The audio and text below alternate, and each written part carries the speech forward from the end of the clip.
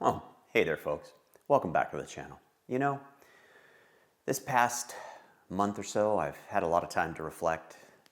In early January, I got kind of sick, and it gave me a lot of time to pause. I wasn't able to do as much as I had hoped and needed to do with the YouTube channel, but during that downtime, I did some reflection, and I thought, it's time for a change.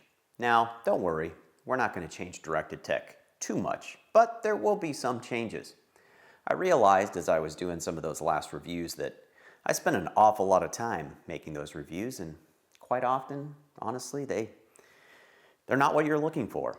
And they're a lot of work on my part, and they end up just being kind of like free advertising for companies. So we're going to do a lot less of that this year.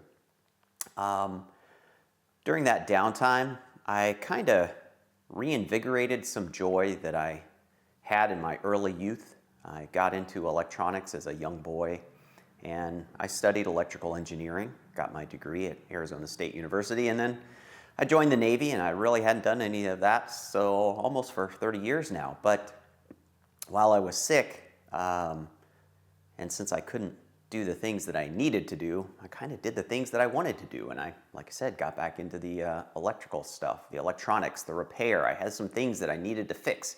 So I took one of the bedrooms here in my house that had been kind of a guest room, and I tore it down, got rid of all the stuff that was in there, and I started building a kind of an electronics workbench. And you're going to see more of that coming here in the next few months and over the course of the year. I've got a lot of repairs that have been needed around the house, little things that stopped working and I didn't know what to do with. I hate throwing things away. I've always been interested in fixing them, but I didn't necessarily have the skill or the knowledge despite my degree.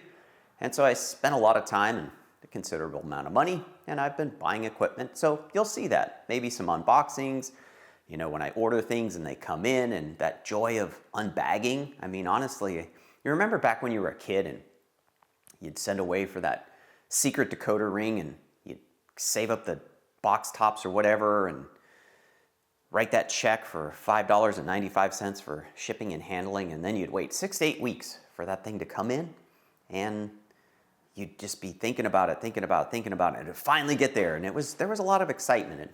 And honestly, Amazon's kind of ruined that for us. Now we expect everything to be here in 2 days, but I've been enjoying actually ordering some things, and then they take a while to get here. So when it does finally show up in the mailbox, it's kind of fun to dig into that bag and see what you got.